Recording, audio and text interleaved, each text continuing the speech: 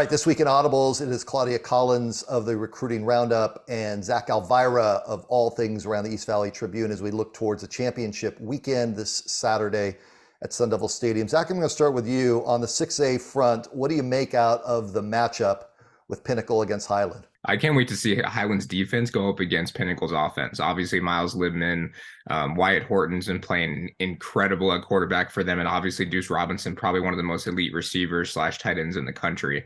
I think that's going to be a big challenge for that Highland defense, but it's a challenge that I know that the Hawks are ready for. This is a defense that has carried this team to the championship the last 2 years. They won it last year. They're just as good, if not better, this year. Joseph Allen is playing out of his mind at the safety position. That defensive line is incredible as well. I think Highland's ready for the challenge, and I'm excited to see what happens on Saturday. Claudia, at Pinnacle, on Pinnacle's side in the recruiting roundup space, when you are talking with Deuce Robinson, what do you see? I'm on the sideline the other night watching him for the first time in person. I saw 4 touchdowns and almost 200 yards in offense against Castile. And it's like a man among little kids, not even a man among boys. So Deuce Robinson, for people that haven't seen him, what do you see in him? And when you visit with him, what do you get? I know anytime I talk about Deuce, I start with his character, but that's, as a reporter, the first thing that you notice. He's also very humble. So he likes to keep his cards close to his chest and doesn't really reveal too much. However, he said over and over again, like he would love the opportunity to play both baseball and football. So I think when it comes down to it, it's going to be wherever gives him that opportunity. But every time we've spoken, the timeline is not early signing period. He's taking his time to make the decision that's best for him.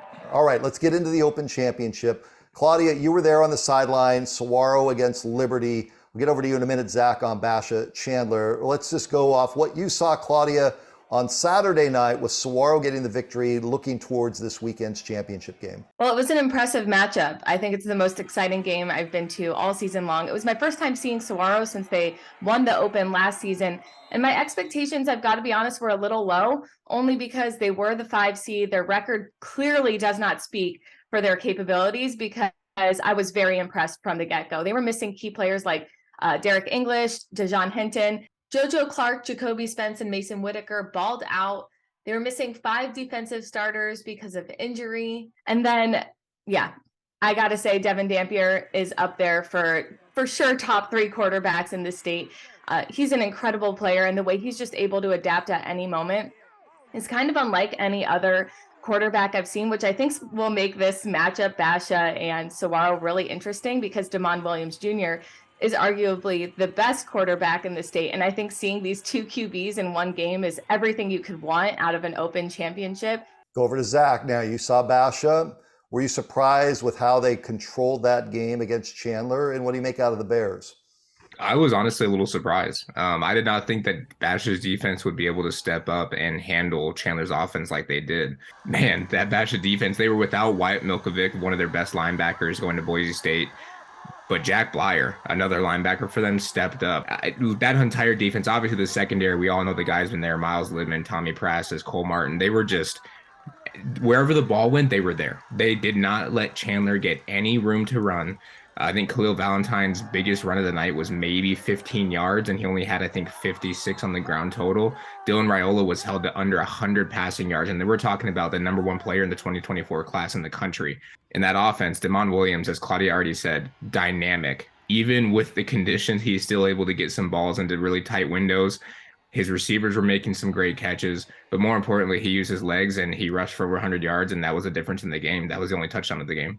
Do you think that Damon Williams, somewhere inside of him, is like, what about me? Hello? Because as his season has progressed, he's been every bit the part of one of the top, if not the top player at his position this season. Claudia, what do you make out of that?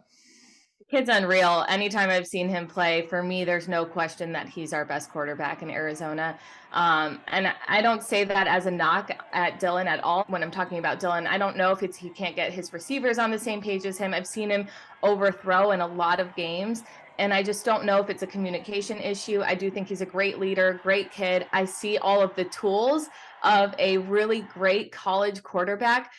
And maybe that's the opposite for Damon. Like, he's an incredible high school quarterback. I wonder if it's his size that's maybe a concern and when we look at college, but Demond is just so dynamic. It's always impressed me every time I've seen him. So to me, he's hands down the best quarterback in the state. Zach, what do you make out of that conversation? Yeah, for me, I always think back to the fact that Dylan's only been here for less than a year. And not only that, but he's only been playing football since his freshman season total. So I think he's going to benefit from this loss. I know it sounds crazy to think of that, but I really think that he's going to have a great senior season. But Damon Williams, I think right now is the best quarterback in the state. He has shown that, like Claudia said, every single time he steps on the field. And I mean, look, this is a kid who's done a lot of firsts for this Basha program. And I mean, man, he's special. He is very, very special. And Claudia even said it too. If he was like 2 inches taller, he already has a lot of schools coming after him, pretty much every school in the country. But if he was like 2 inches taller, I think he'd be #1 player in the class. Yeah. Who wins the game, Zach? Man, I was hoping you wouldn't ask this. I have to go Saguaro. I mean, look, Bash has been playing amazing. I saw them play Chandler twice and beat them twice. I know what Coach McDonald's team is doing. And honestly, they're probably going to be happy I'm not choosing them because apparently every time I choose against them, they win. But Saguaro, I put it out in a tweet. 1 seed, 2 seed, 5 seed, it doesn't matter. November, December, Saguaro might be the best team on the field at all times, and I think that might be the case on Saturday, although it will be very, very close. It might come down to a 2-point conversion like it did last week against Liberty. Claudia, who wins? So I'm having a tough time with this because about 5 weeks ago on our quick pick segment on Bleacher Talk, I said Basha to win it all this year. Can't go back. After seeing Saguaro, I have a tougher time saying that, but I still really do believe. Yeah, I'm not going back. I actually still do believe in Basha the way I did 5 weeks ago. I think it's going to be a much closer game than I thought 5 weeks ago. Having had 3 kids go through Basha, but having Saguaro been there with the experience of a championship game, I'll go with the SaberCats. That will be this week. Claudia Collins with the recruiting roundup, and Zach Elvira, the East Valley Tribune. He gets it done. Check out all of his content there. That is this week's Audibles.